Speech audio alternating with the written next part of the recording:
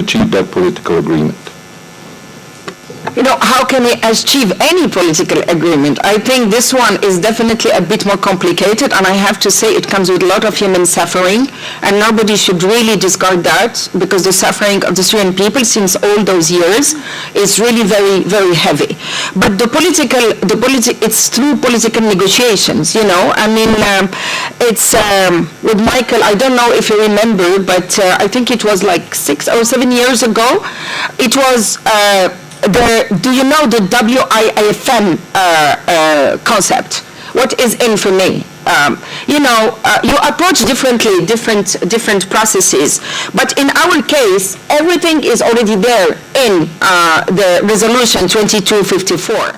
One of the things that are really predominant, and we tend to forget it, is really the inclusive dialogue, and to bring the voices of the Syrian people to the political process. So it's not only the special envoy, you know, discussing with the state or with the government, but it's really feeding back after meeting with the Syrian people into this conversation and with the other parties to make sure that we are there to facilitate also a Syrian dialogue. I don't believe in any lasting peace or lasting political process without having the people concerned being part of it and being architect of it. Before I go to the ambassador, do you think Syrians are adequately represented in the political process? The people. Why do you think they are not? I have an answer to that. I'm asking you, do you think they are properly represented as it stands? What I can tell you is that through the different bodies we have, you know, the Women Advisory Board, the Civil Society Room, who I really need to commend them and to really express all my admiration for the level of commitment of the Syrian, but also the level of expertise. There is a lot, you know, there is a room for them really to express their voices. If your question is about the Constitutional Committee, this is beyond, you know, that was a discussion, that there was an agreement.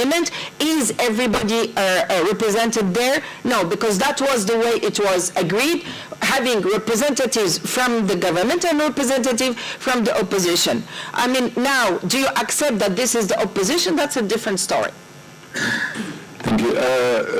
Let me go to the ambassador, Dr. Halle, and then Ambassador, we are hearing from everybody here that the key word for getting the key states to discuss and perhaps agree on a political solution that would guarantee the rights of people before their return is interest. What, in your opinion, is the interest of Turkey in establishing a safe environment in Syria?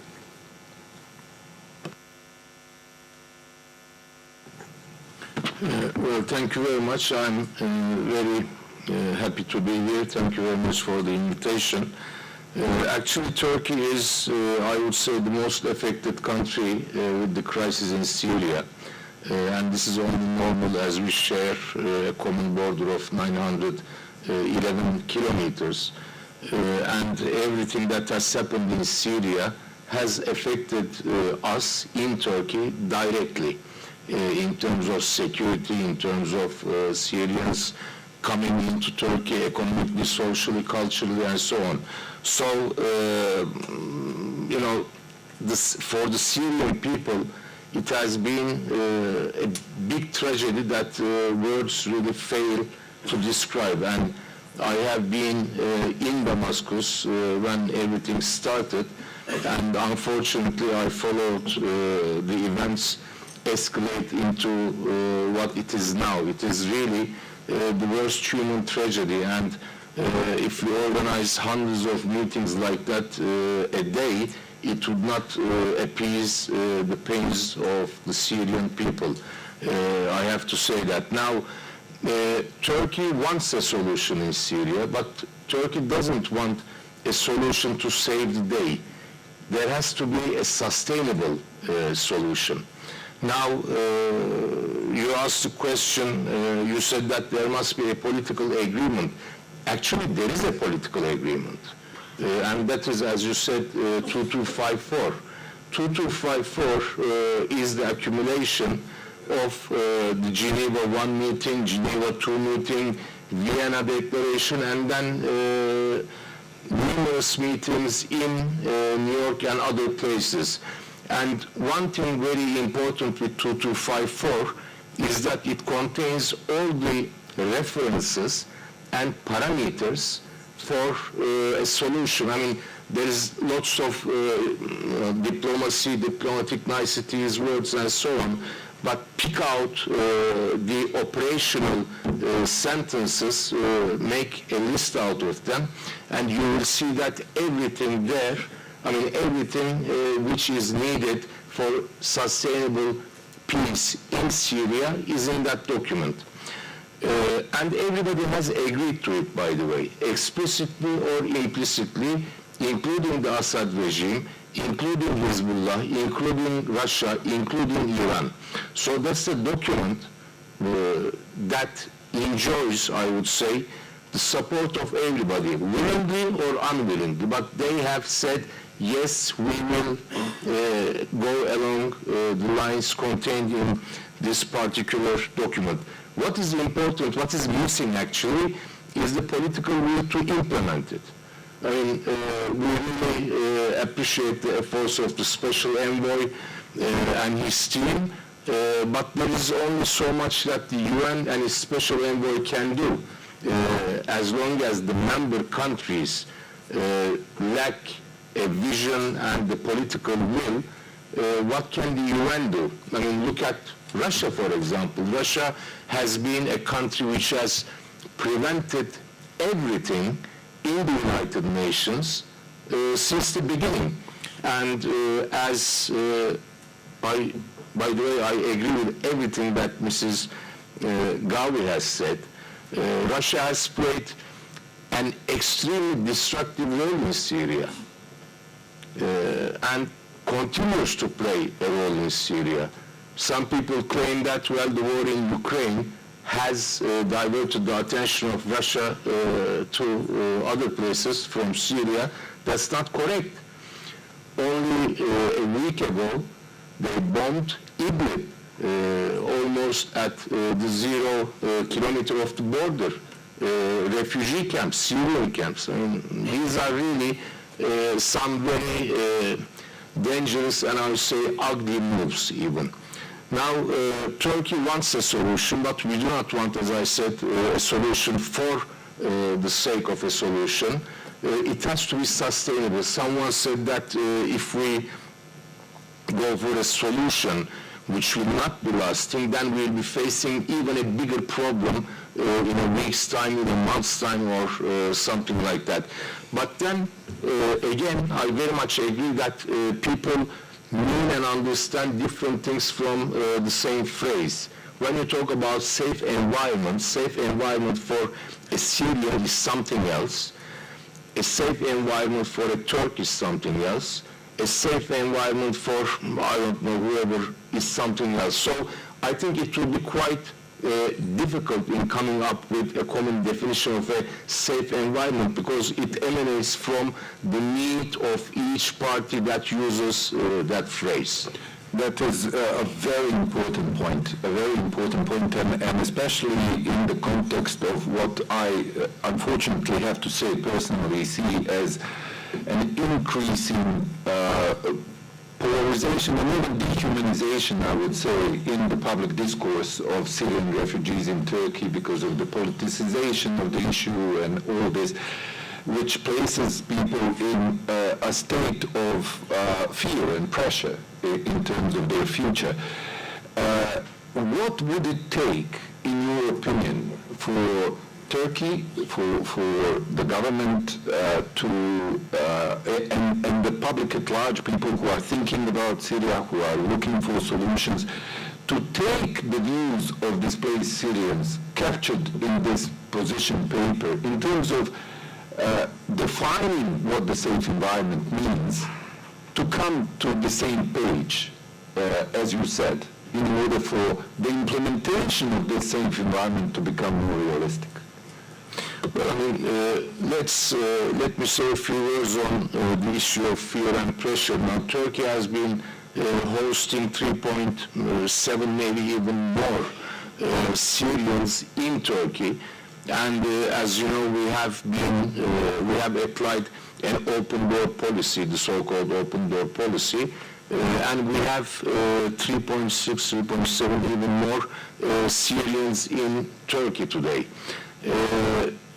Sometimes there is almost an impression that Turkey is going to put the Syrians in the buses and send them back to Syria. That's not the case at all. But what we should draw attention to is the following. Now, Syrians in Turkey are there on a temporary basis. They have not come to Turkey to settle there and to become Turkish citizens and live forever. Oh, they have come there temporarily out of need. And as soon as the conditions back in their home country allows them to return, which I know that there are many different views on that, they will eventually return. 3.7 million of them, of course not, some will remain. But what I think Turkish politicians and officials are trying to make the following point. The status is temporary, and eventually they will return back, be it in months, be it in 2 years, 3 years, 4 years, and so on. Now we are in the wake of elections. In May or June, there are elections in Turkey.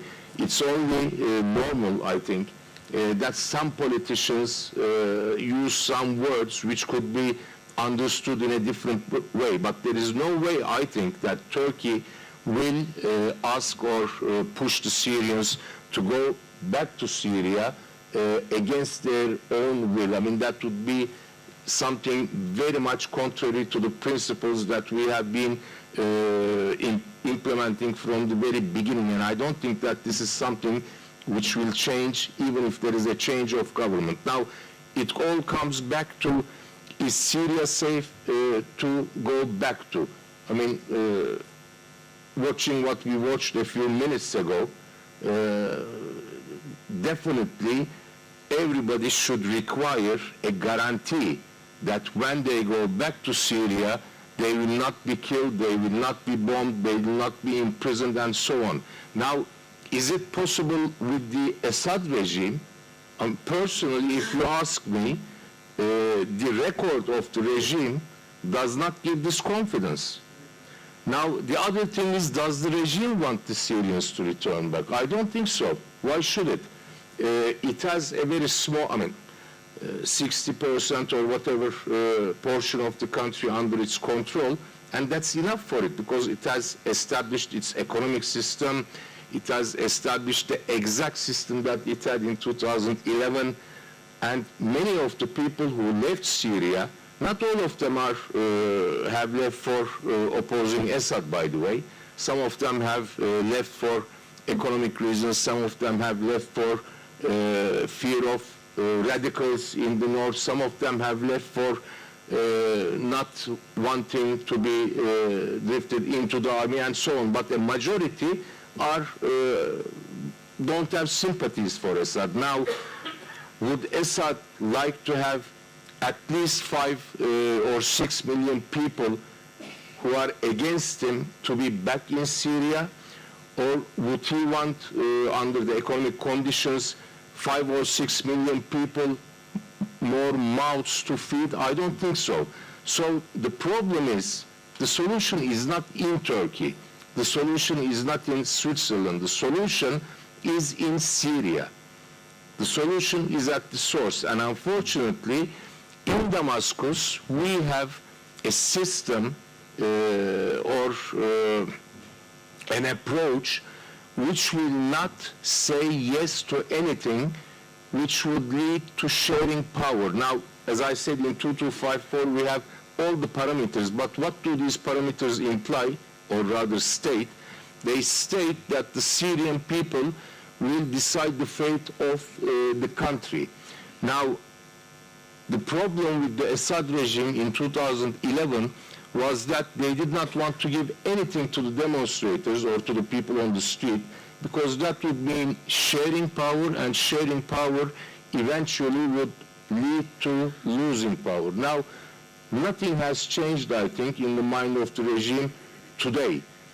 So I think the solution for all of that is the implementation of 2254 in the right way, and the international community pushing for a solution on that basis.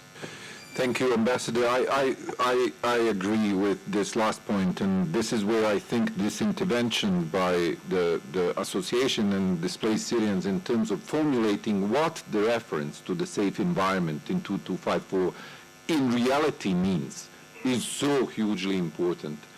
And I just want to say, I know that Dr. Hala and Dr. Rojdi want to intervene and comment on something, but we are now opening the floor to discussions. We already have 2, 3, 4, and 5 questions. I would like to ask you, please, as a moderator, I'm not going to stop anyone from talking. We will, yes, I noted, we will treat each other with respect and dignity, but try to be brief. And ask a question also, because we also have people online who would like to ask questions, so we would like to give them that opportunity. So before I go to the first 2 questions, please, very briefly, your comments, Dr. Hal and then Dr. Rashdi. دكتورة نجاة أو أستاذة نجاة، أنا حابة أحكي. I fully understand the intentions and the mechanisms of the UN in Syria, but there are many loopholes in the policy undertaken towards Syria.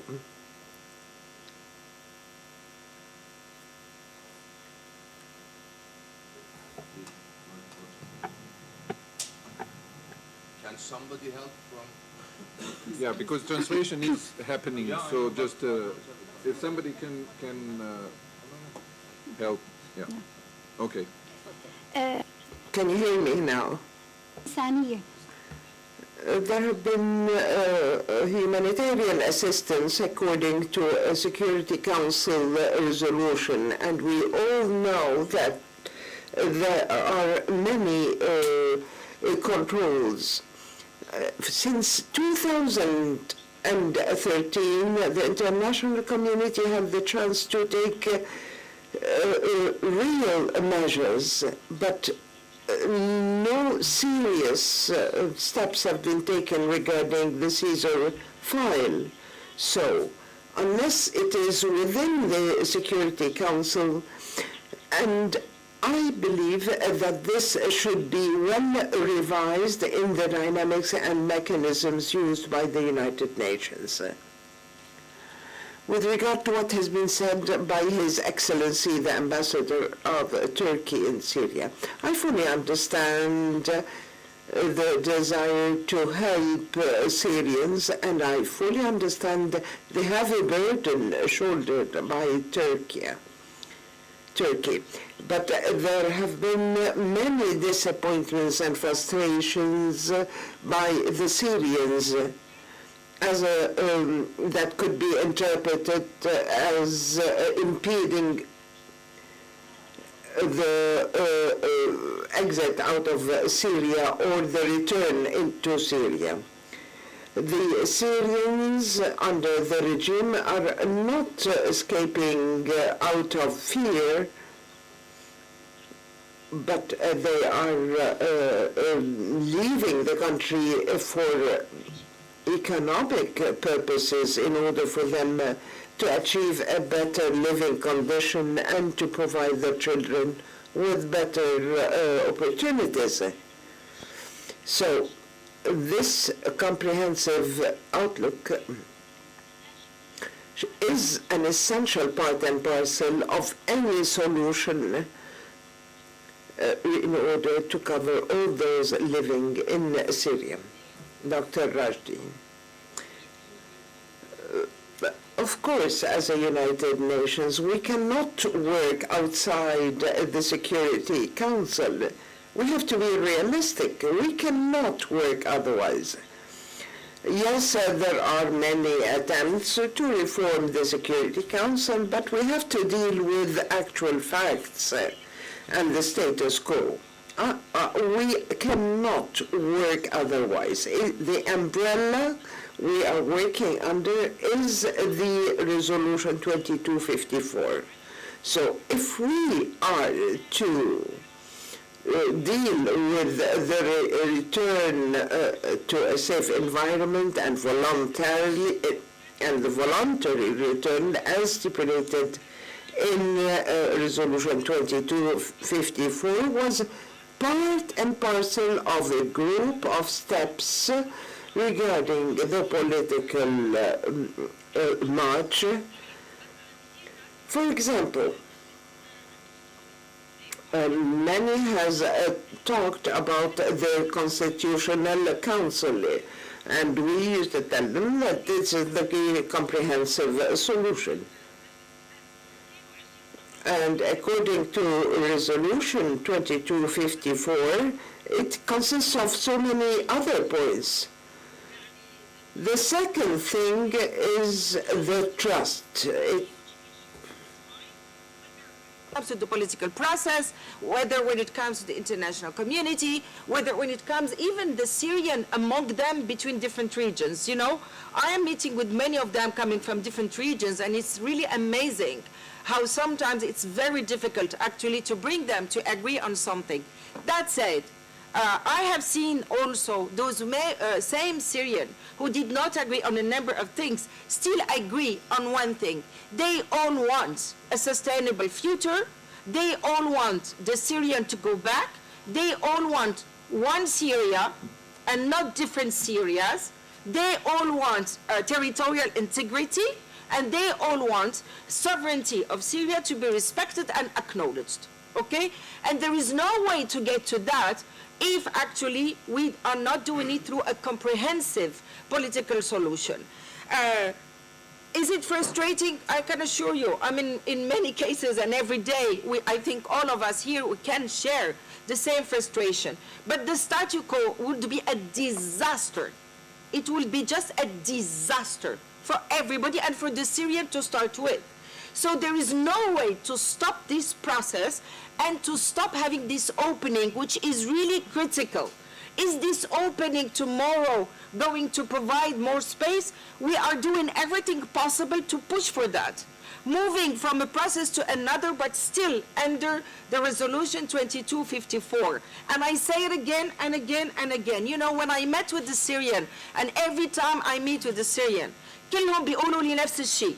بيقولوا لي يا نجاة احنا تعبنا أن لما بنحكي. They tell me that when we speak of Syrians, either he is a perpetrator or is a victim. No, the Syrians, they have dignity, they have allegiance, they want to return to their homes. And as the Vice Special Envoy, I please ask you to work together with us because Syria deserves better. Ask everybody to just announce their name and affiliation if they have any, and we will go with to 5 questions in the room. Hopefully we can get in time to have lunch before you get angry.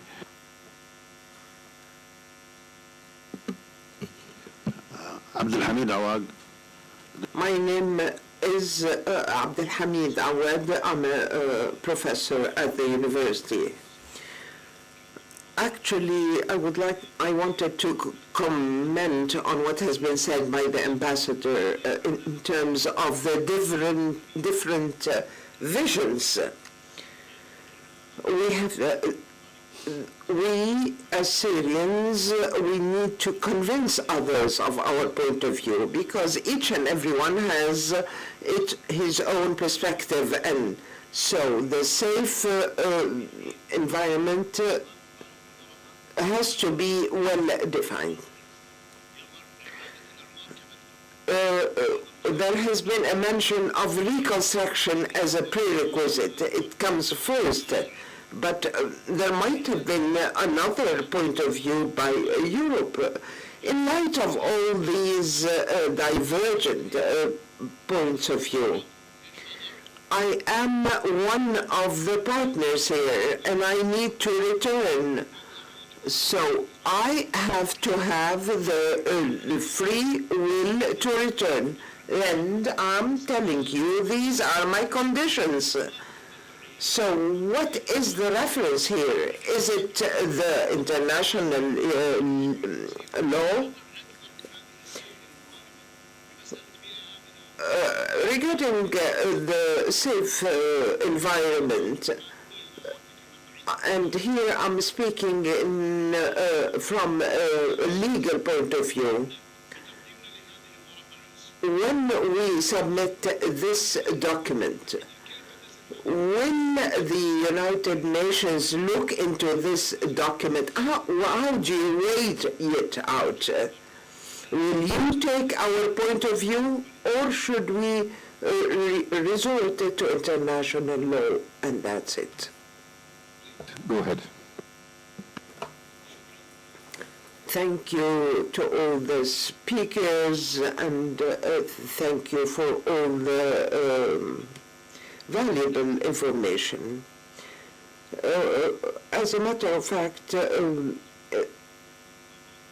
we have been told that all UN dynamics should be coherent. And in the light of this stalemate, and in view of the fact that no improvements or no progress has been achieved so far, with regard to the safe return in item 14 of Resolution 2254, and when we go back to what has been taken as an initiative by Kofi Annan, there has been a UN mission in Syria in order to control and monitor the ceasefire and the situation of the citizens. We were achieving some progress. However, this mission was stopped, and they have given up after all those attempts by the regime to get them out. So why don't we proceed with taking another initiative like the one taken by Kofi Annan in order to take actual steps on the ground in order to make sure that there is a safe environment in Syria, in the parts of reconciliation. Ahead. Thank you very much. أليس مفرج عضوة الهيئة التفاوضية. I am member of the negotiating authority, and I am part of the opposition. I would like to thank all the speakers and for shouldering this responsibility by saying what they have just said. But I want to make one observation. The clarification of concepts is very important. Many time we used the term safe environment, but we always should have said neutral safe environment, because the resolution by the UN, which is 2254, it means the minimum requirements, because creating a neutral environment as stipulated by these resolutions and the completion of their lease because of detainees, because this file is associated with the political solution. So we have to continue releasing the detainees and taking into account many criteria that might amount to 200, including the implementation of the political agreement. And there are many legal, military, and steps in order to restructure the security organ in order for them to move in the future towards a neutral and safe environment. No process can proceed without a change. So we have to identify and define these terms. We cannot, the international community should not accept this arbitrary return. We have to say it is a neutral and safe environment that is associated with the political process. So Ms. Hala has mentioned the halting of shelling, but this doesn't mean that we have 4 parts of Syria instead of one. It has to be unified, it has to be neutral, and it has to be just, and it has to be safe. Just to clarify that, I think that the concept of safe environment actually refers to calm, safe, and neutral environment as specified in the resolution, and also, very importantly, as I said, I have never seen such a detailed and precise document on over 50 pages which defines every possible angle of what this means. Dr. Mazin, please. مساء الخير. لدي سؤال لسعادة I have a question to His Excellency Ambassador Amhan. You have mentioned the application of Resolution 2254 in a sound manner and in a correct way. What did you mean? As my question to Dr. Najat, we, the Syrians, believe that all those attempts to revive a political process have failed. Today, the situation in Syria proves what we're saying. And the last thing we heard was the step-for-step approach. The step-for-step approach. And this has been suggested between the regime and the international community. So where do we stand? We, the Syrians, where do we stand? Who is taking such decisions on our behalf? How could you reach this in the absence of the Syrians? Thank you. أنا اسمي سمير تقي. My name is Samir Taqi. I'm the director of our research center in Washington.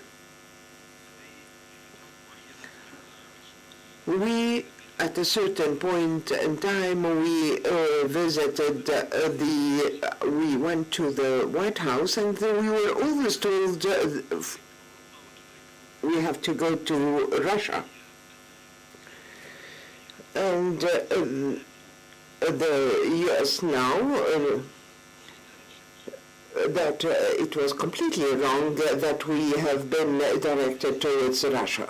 So it's quite clear that the U.S. and Russia, they do not have a clear-cut policy that would lead to some progress, be it with regard to refugees or detainees or whatever. So, I'm not criticizing Mr. Peterson, but I am criticizing the approach that directed us towards Russia, because they were controlling and monitoring the bridges and the checkpoints. How could we trust them with the distribution of food? And as you know, the Red Cross is not supposed to go through this. There was like an agreement between the US, Europe, and Russia. The second point, those who signed the Dara agreement, we have 221 detainees. How could we speak of a safe return? And nobody can say that the regime has pledged so and so or has promised.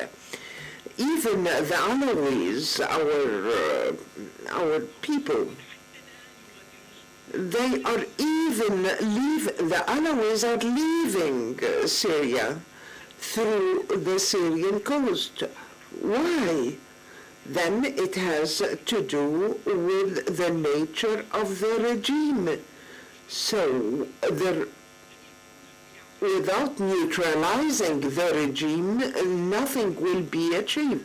So, because the UN,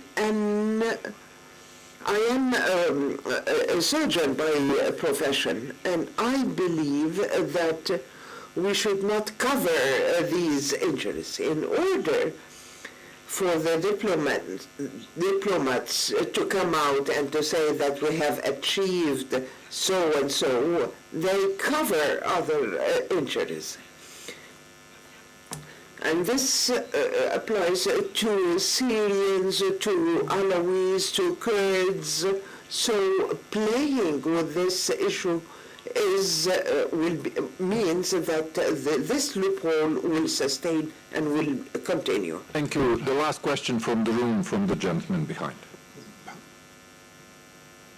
محمد المروح أنا مثل I represented the opposition for 5 years. My question is the Syrian feeling safe between 2018 and 22? We are meeting today, and at the time we are meeting today, 3 Syrians have been killed in the south. The war was stopped by the opposition, by one party only. So anyone who can take a move or make a move would be killed. So there is complete silence by the media on what is happening in the south. So the second point, the UN has directly or indirectly contributed to the arbitrary displacement.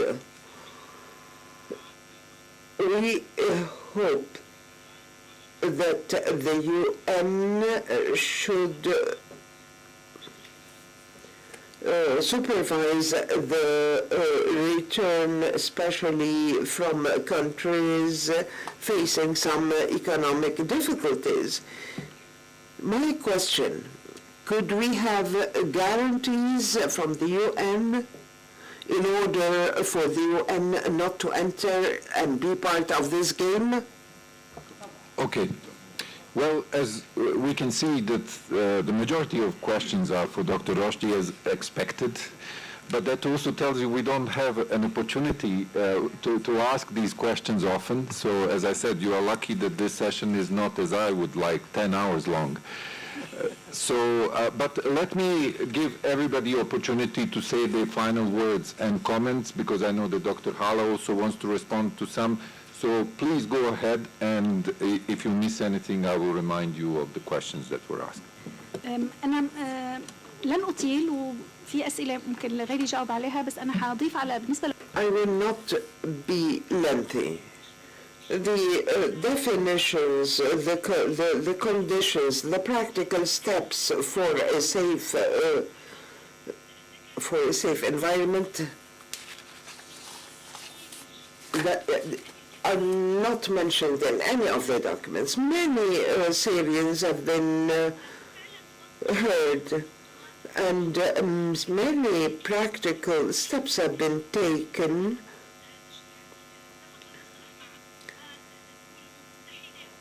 in order for this term to be in conformity with the realities.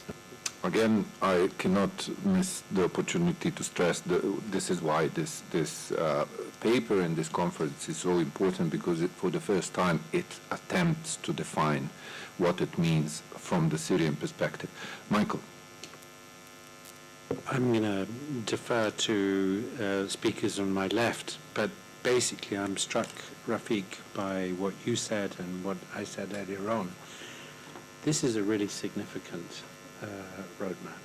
And at a time when the political process is so stuck, and as you say, the Security Council is what it is, with all the problems we face, then this does provide an entry point for discussions both among Syrians, but between Syrians and the states that are most vested in this, in trying to find a solution. And I do take the ambassador's points about, we're not dealing with a nice bunch of people here in terms of intent to resolve the Syrian situation. So I really commend the Syrian Association again for doing this, and hope that it gets the oxygen and attention it deserves and is used to inject further density into the political discussions.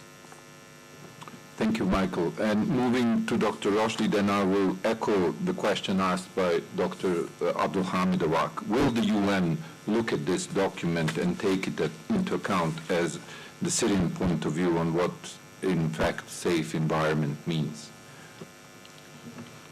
Thank you very much. Well, there were a number of questions. Is that the only question you want me to address? No. I will remind you of all of them if you forget. Okay, fine. Well, we will definitely, we received the document this morning, just to be very clear. So the team did not have the time to go through it, and I suspect that there are a lot of commonalities with the IHL and with other things that actually are already in the resolution. And actually we take into account everything that we are getting from the Syrian. So just to keep it as a principle, and it's really a guiding principle for whatever we do.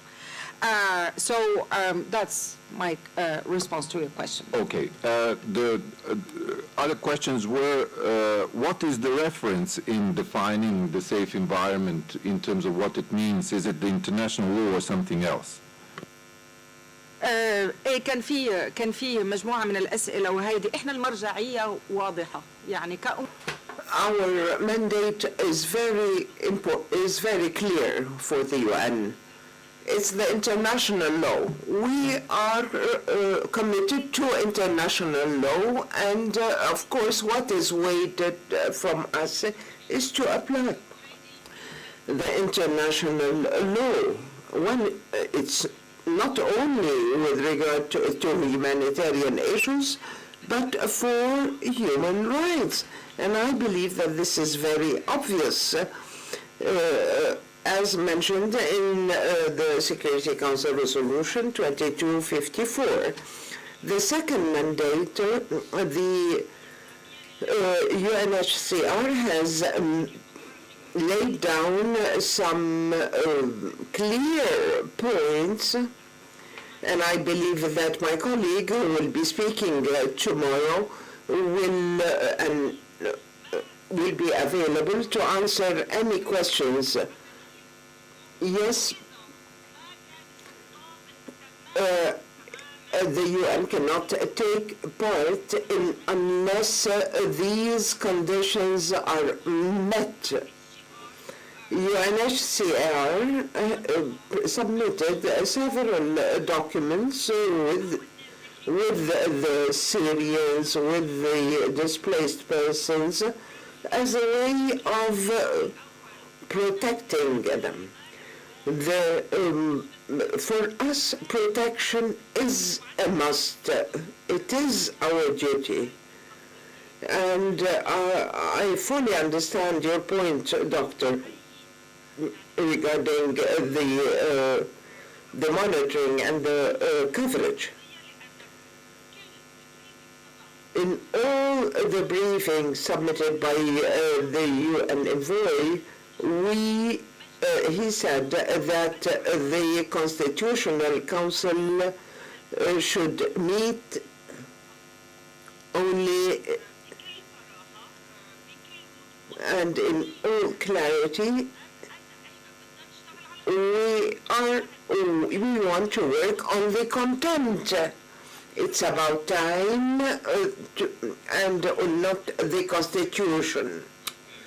Ask you one last before going to the ambassador, because we are already over time. So the question was, what is the step-for-step approach, and where are Syrians, displaced Syrians, in this process? Well, the displaced Syrians have not been involved yet. I mean, just to be very clear and very frank and very direct. So I'm not going to package it the way you feel good. I'm telling you the truth. But there is a good reason for that. It's because it's really the beginning of a process. And the step for step, you have to understand all the concept of the step for step. The step for step is not here to replace any existing mechanism that is there. It's not replacing the Constitutional Committee. So, this perception that the special envoy is going ahead with that because there is a deadlock or a paralysis of the Constitutional Committee is not true, is not correct. It's not coming to replace that.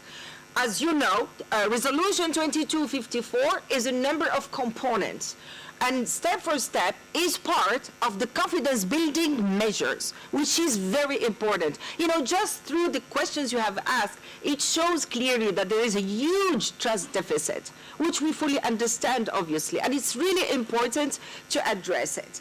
And that's the starting point is how can we actually mitigate or address the trust deficit, and what are the steps or the issues or the files which actually would have the potential to help restore a bit of the trust. That's the first criteria. Can I ask you, whose trust? Whose trust are you restoring? It's trying. It's trust. It's different levels of trust. It's trust between the Syrian themselves, because that I am a witness of different conversations I had, where it's not always easy, to bring them to trust each other. Which in terms of bringing a sustainable peace, it is very important that Syria lives together, right? And that there is something behind it to bring and a glue that will bring back Syrian together, because today there is a de facto division, and I think some of you here, refer to it. And in the Resolution 2254, and as United Nations, there is no way for us not to stand very strongly for the territorial integrity of Syria, obviously, and we are not discussing any option of any division. That needs also to be very clear in our approach and the approach of the Special Envoy. So restoring the trust is between the Syrian, it's also restoring the trust in the institutions, it's not in the individual individual. We have really to make a difference between the institution and the individuals. In the institution, restoring the trust also for the international community, because there is a need at a certain stage to go beyond the humanitarian assistance and to go beyond the early recovery. You mentioned the reconstruction. Reconstruction is not on the table now. Let us be very clear, because the same way that the safe and neutral environment, the conducive, safe and neutral environment is not there actually to get into a massive return, the same environment is not there to get into reconstruction. إعادة الإعمار. إحنا هلا بنحكي على الإعفاء التعافي المبكر. We are speaking now of a recovery, not reconstruction. Something that is impacting every Syrian, and really improving their lives, and in doing so, helping, indeed, restoring this trust. And the third thing, it has to be definitely part of, on the one hand, facilitating or enabling the safe and neutral environments, without promoting the return of the refugees, because we won't be able to participate to that unless actually the safe and neutral environment is there. I really need to be very clear about that. And while maybe the resolution itself is not having 10 pages to explain what is a safe and neutral environment, there are a number of documents which are actually very clearly stating what, from the point of view of United Nations, that actually were produced and developed by HCR and others in consultation with the number actually of actors, what is the safe and neutral environment. Whatever is in the step for step is definitely compliant with this concept as per the United Nations, of course, explanation. I think that the first thing I would ask, and I have many of my wonderful colleagues here, the first thing we'll do is really to try to compare actually between the document you came up with, which is a reflection of what the Syrian wants, and for me this is the most important value added, and whatever concept and document we have, and we'll take it from there. Let me be very practical. Thank you. Thank you. I think that this is in itself a contribution to the transparency of these conversations, and the document that we have, that we operate on right now, are the UN protection thresholds, and the discussion on that I look forward to in the next session. Ambassador, it is you to finish from the panelists. Thank you very much. Again, I'm sure the document is very useful. I just had a glance at it, I read it, and I'm sure it has all the steps. I want to make 4 points here. One of them is Turkey, even though, we have very close social, historical, and cultural ties with Syria. As I said, we have a common border, geographic proximity, and we host the most number of Syrians in the world, 3.7 million. Now we feel a responsibility, that's for sure, and we'll not give up on this responsibility, that's also for sure. But what is also for sure is that it is not our problem only. It is the problem of the international community. Now, the European countries are very comfortable with the fact that the Syrians are mostly in Turkey.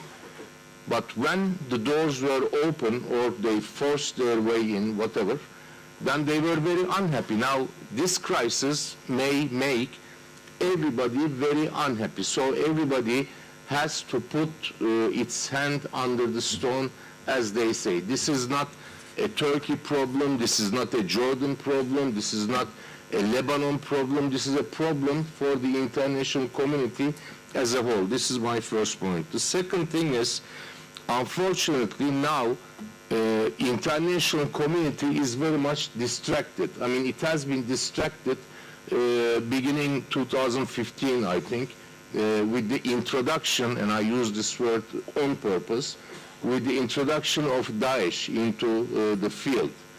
They have been distracted, and suddenly what the Syrian people went through and all the brutalities and everything it was carried at the shelf. It was put on the shelf, unfortunately.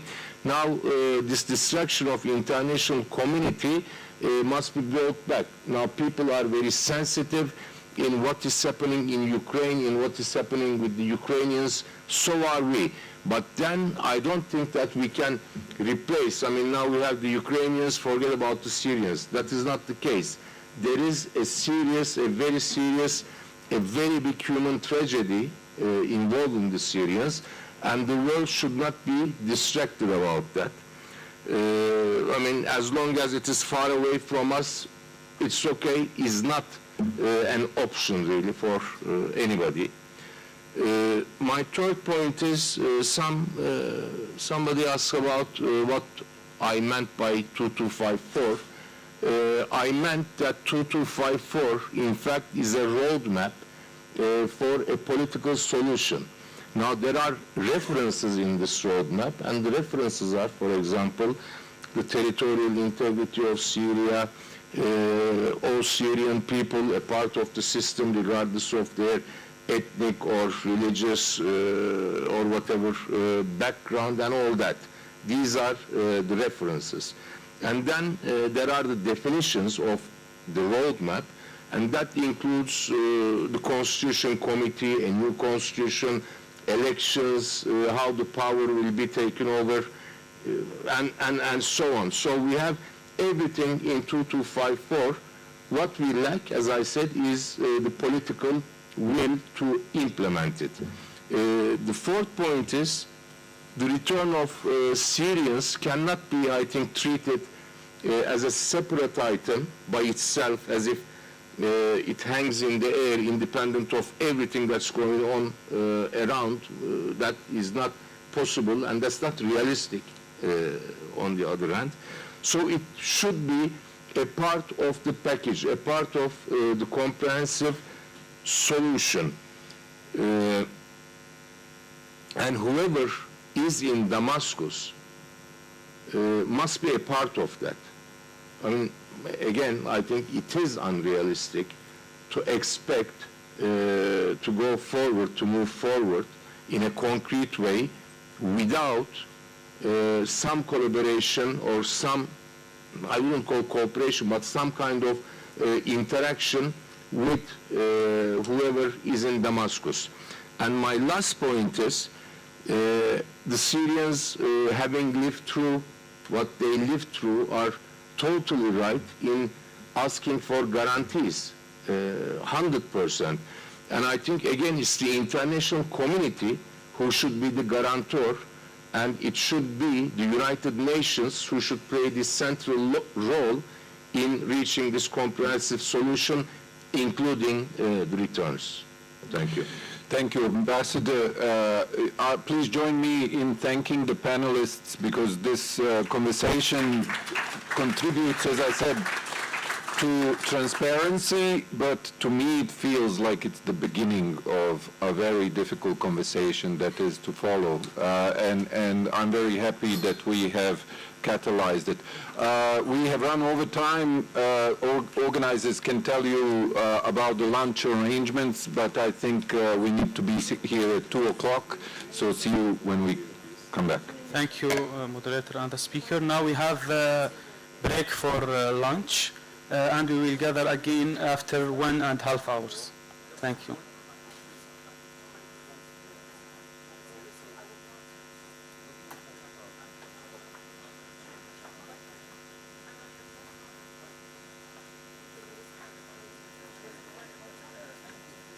Excuse me, we will gather by at the 2 exactly.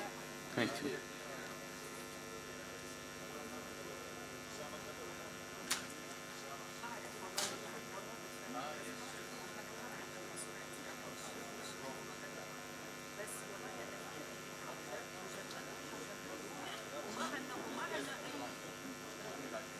الغداء بالطابق الأول. The lunch will be in the first floor.